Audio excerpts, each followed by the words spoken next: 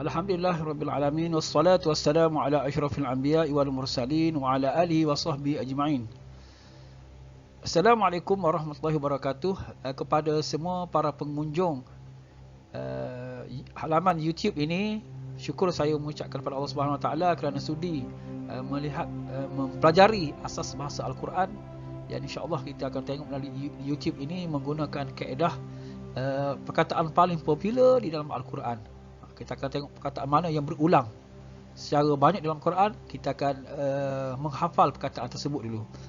Dan perkataan biasa surah-surah yang kita pelajari insya-Allah. Dan juga doa popular ataupun wirid popular yang insya-Allah kita akan guna.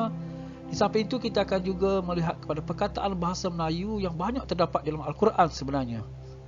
Yang mungkin tinggalan daripada ulama-ulama zaman dulu, ketika mereka berdakwah, ketika mereka menyebarkan Islam kepada masyarakat, mereka telah menggunakan bahasa Al-Quran di dalam bahasa Melayu. Jadi kita beruntung pada hari ini, generasi pada hari ini, kita dapat dengan mudah banyak perkataan bahasa Arab sudah kita terhafal sebenarnya tanpa kita sedari insya-Allah. Dan seterusnya kaedah yang keempat ialah kita menggunakan kata dasar. Kata dasar ini bahasa Arab kebanyakannya menggunakan 3 perkataan, 3 huruf perkataan, kemudian dikembangkan dengan perkataan lain. Jadi dengan kaedah ini kita lebih mudah untuk menghafal perkataan baru dalam bahasa Arab insya-Allah. Jadi 4 kaedah ini dapat menolong terutamanya golongan orang awam yang tidak mempunyai pendidikan secara asas dalam bahasa Arab. Mereka dengan mudah dan cepat insya-Allah, dengan istiqamah dan motivasi yang tinggi, insya-Allah mereka akan dapat menguasai bahasa Al-Quran, bahasa syurga, bahasa sumber wahyu, insya-Allah.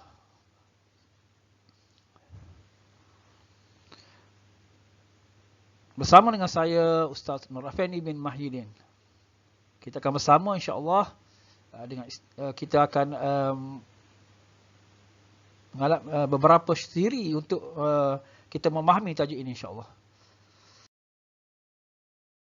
Kandungan kursus. Jadi dalam kursus ini kita akan tengok pertama objektif, standard pembelajaran kita iaitu modul-modul yang akan kita gunakan dalam kursus ini, dan juga yang ketiga ialah bahan batu mengajar, kita akan tengok insya-Allah, dan juga penilaian. Macam kita kena menilai apa yang kita pelajari, kita kena menilai. Kalau kita tidak menilai, jadi kita tidak tahu keupayaan kita. Jadi insya-Allah dengan 4 kaedah ini, para pengunjung akan dapat menguasai asas bahasa Al-Quran insya-Allah.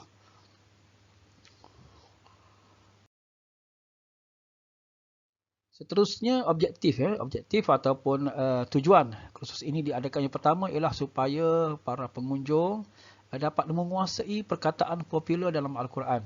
Jadi kita nak menghafal perkataan Al-Quran ini dengan mudah agak sukar juga. Tapi dengan kaedah yang teratur, tersusun, sistematik, dan dengan usaha kita insya-Allah Allah akan menolong kita. Yang kedua ialah memahami ayat Al-Quran dan doa yang sering dibaca. Jadi kemungkinan sebelum daripada ini kita baca ayat Al-Quran, kita hafal tapi kita tak faham makna dia. Ataupun doa kita minta dengan Allah tapi tak faham makna dia. Jadi insya-Allah dengan kursus ini kita dapat kita buat latihan secara praktikal, secara berterusan dengan sabar, dengan istiqamah, insya-Allah kita dapat lama-lama kita akan melekat di pemikiran kita, dalam ingatan kita insya-Allah. Seterusnya sesuai untuk semua golongan. Jadi kaedah ini agak senang sebab dia tidak banyak menggunakan perkataan bahasa Arab. Jadi saya akan cuba terjemah perkataan yang biasa kita guna seharian kita, bahasa Melayu, perkataan dalam dalam pendidikan kita akan guna. Jadi lebih mudah untuk kita. Jadi kita tidak menggunakan bahasa yang bahasa Arab kita ambil. Kita tidak terlalu maksimumkan bahasa Arab. Kita akan minimalkan, kita fokus ialah bahasa Arab bila kita nak menghafal perkataan tersebut. Maksud itulah baru kita gunakan bahasa Arab. Jadi dari ini dapat memaksimumkan hafalan kita fokus kepada perkataan popular dalam Al-Quran. Insya-Allah. Jadi modul yang kita guna ialah asas bahasa Arab kita ada 3 sini iaitu kata fungsi. Kata fungsi ini sebenarnya dalam bahasa Arab dia panggil sebagai haraf. Tapi kita terus terjemah supaya pengunjung-pengunjung dapat boleh mengingati dengan bahasa Melayu. Dalam kata fungsi ini, fungsinya maksudnya ialah peranan. Jadi ada perkataan-perkataan dalam Al-Quran ini yang sangat popular dalam Al-Quran. Dikenali sebagai haraf ja, iaitu dia akan membaris bawahkan. Kita akan tengok secara lebih mendalam ketika kita akan pelajari dalam bab yang akan datang. Untuk ini untuk pengenalan saja. Yang kedua adalah peneguhan. Meneguhkan fungsi dia. Yang ketiga menyambung. Yang meneguh ni taukid yang menyambung ataf, dia menyambung macam bahasa Melayu lah, dia ada dan apa semua. Kalau tak menyambung. Yang keempat ialah untuk memulakan ayat. Memulakan ayat baru. Yang kelima untuk menidakkan. Menidakkan sesuatu, perkara atau kejadian ataupun hukum. Menidakkan yang kelima. Melarang. Melarang. Ini hukum melibatkan hukum. Melarang. Tidak membenarkan, mungkin dah haram ke apa semua. Yang ketujuh ialah menyeru. Menyeru ni mengajak lah. Menyeru digunakan kata fungsi. Dan 8 ialah untuk mengecualikan. Pengecualian. Okey, yang kedua ialah kata nama. Kata nama ialah syarat dikenali sebagai isim. Yang pertama, yang paling popular dalam isim ialah kata ganti nama diri. Dalam bahasa Melayu pun ada ganti nama diri. Sama lah, aku, engkau semua tu. Kita akan pelajari. Cuma bahasa Arab ni dia berbeza sikit lah. Dia ada. Macam bahasa Melayu pun rasa tak, mungkin ada sikit perbezaan, persamaan lah. Iaitu ganti nama diri pertama, kedua dan ketiga. Yang ni banyak. Bagi orang yang belajar bahasa Arab, dia agak bertukar sini. Jadi, tapi insyaAllah kita akan tengok. Kaedah kita yang lebih mudah dan cepat, insyaAllah kita akan menguasai. Perkataan berkait. Berkait. Berkait ini dia ada sambungan lagi daripada ayat yang ganti nama diri ataupun ganti nama yang berkait digunakan di sini. Okey, berkait. Bahasa Melayu pun ada ni. Contohnya ialah yang apa semualah. Yang ketiga, menunjukkan. Istifham. Ini menunjukkan tempat lah. Contohnya itu, ini. Bahasa Melayu pun ada ni. Yang keempat ialah pertanyaan. Sama juga kita bahasa Melayu ada pertanyaan. Untuk kita tanya sesuatu perkara. Siapa, di mana, bilakah. Yang ni apakah, tidakkah. Semua ini sebagai pertanyaan. Sama juga bahasa Al-Quran pun ada juga. Yang kelima ialah masa dan tempat. Zaraf. Ada masa yang kita akan tengok lah. Perkataan macam kita kak. Minit, tahun, hari. Tempat ni kanan, kiri, atas, bawah. Okay, semua tu tempat. Sama juga dalam bahasa Melayu pun ada juga. Yang ketiga ialah kata kerja. Kata kerja ni contohnya kata kerja agak berbeza dengan bahasa Melayu. Mungkin ada perbezaan, ada persamaan sikit dengan bahasa Inggeris. Tapi dia lebih detail lagi. Jadi dipecahkan kepada tiga, iaitu lepas. Lepas ni perkara yang lepas dikenali sebagai fi'il madhi dan fi'il mudhari'. Perkara yang berlaku sekarang atau yang akan datang, atau lazim, perkara yang sentiasa berlaku. Okey, ni dia panggil fi'il mudhari'. Yang ketiga fi'il amar. Fi'il amar ni suruhan. Ataupun kita minta pertolongan daripada Allah, minta berdoa kepada Allah, berdoa lah. Ataupun Allah bagi kita perintah, itu suruhan. Okey, itu. Jadi tiga asal itu, kata fungsi, kata nama dan kata kerja. Seterusnya untuk kata nama. Kata nama dalam bahasa Arab dikenali sebagai isim.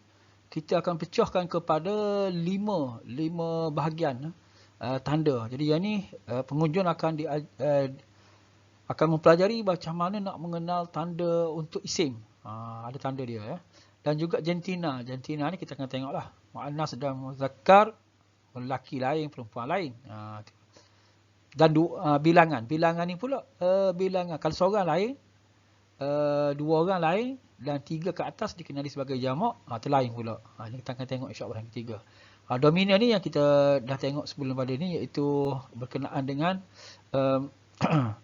dhamir, istifham, mausul, jenis-jenis kata nama. Pertanyaan tadi lah, yang pertanyaan, kata nama, ganti nama diri, ganti nama berkait, kata tempat, itu dibagi dominan. Dominan. Ini lebih melibatkan hafalan lah, perkataan. Kalau yang tiga ni tidak banyak menghafal lah. Ini lebih kepada kaedah. Kaedah dia sikit je hafalan dia, dah kaedah. Ini banyak menggunakan kaedah tiga ni. Yang dominan ni banyak menghafal perkataan ni. Dan seterusnya kaedah baris pun sama juga. Banyak menggunakan teknik lah, kaedah empat ni. Cuma dominan yang banyak menghafal perkataan. Seterusnya ialah kata kerja. Kata kerja dalam masyarakat dikenal sebagai fi'il. InsyaAllah kita akan belajar tiga kata kerja, iaitu kata dasar, perubahan, iaitu tasrif, dikenal sebagai tasrif, dan juga bentuk. Ni ada aktif ataupun pasif bahasa Melayu, ataupun maklum dengan majhul. Kalau dan sahih ataupun mu'tal. Walaupun kata kerja ni dipecah kepada tiga yang kita belajar tadi, tapi dalam unit yang kita akan pelajari nanti, kita pecah tiga. Itu kata dasar yang kita, yang akhir ni kata dasar ni. Kita nak hafal perkataan tu lebih mudah lah, kata dasar.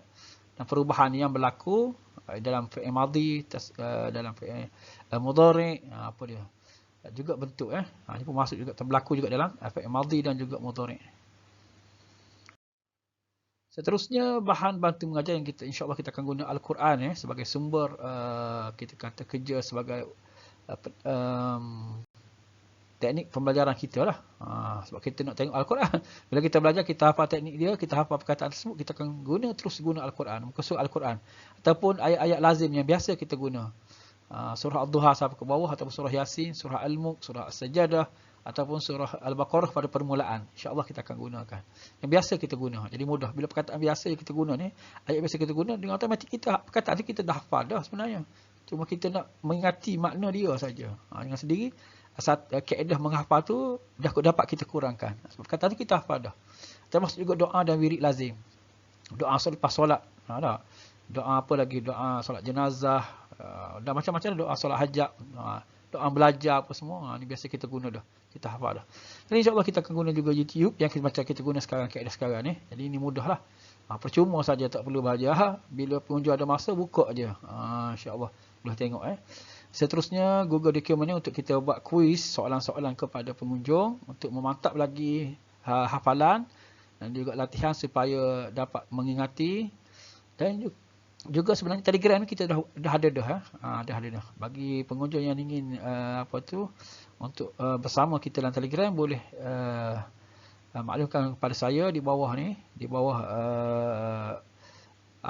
ruangan komen. InsyaAllah kita akan masukkan dalam Telegram. Telegram ni kita dah habis selesai semua siri sebenarnya dalam Telegram ni. InsyaAllah kita akan perbaiki daripada semasa ke semasa. Seterusnya penilaian telah kita bincang tadi, serba sikit tadi, berkenaan kita akan menilai setiap pengunjung. Kita kena nilai diri kita sendiri melalui kuis yang disertakan dalam Google tu. Dokumen kita buat kuis, dan juga penilaian kita sendiri. Bila kita baca Quran, kita kena mari selalu ingatan kita apa maksud ayat yang kita baca tu. Kita boleh guna dalam solat kita. Contohnya solat sunat kita, solat malam kita, qiyamul lail kita. Apa-apa solat sunat lah. Mungkin solat wajib ni dia cepat sikit imam. Itu pun boleh juga untuk kita melatih kita khusyuk solat dengan memahami makna-maknanya. Dan ada juga helaian PDF saya buat. Ni boleh print sendiri lah.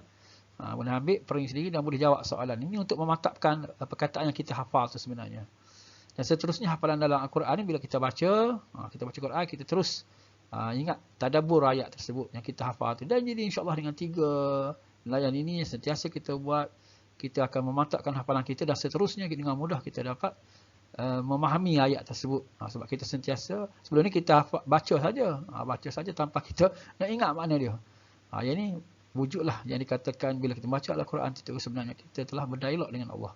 Kita telah membaca surat daripada Allah Subhanahu Wa Taala. Kita memahami dah. Barulah di situ wujud cinta kita lebih mendalam kepada Al-Quran, insya-Allah. Wallahu alam. InsyaAllah kita akan bersama dalam siri yang lain, insyaAllah. Pastikan pengunjung istiqamah dalam mengikuti siri-siri yang kelas yang kita akan adakan, insyaAllah.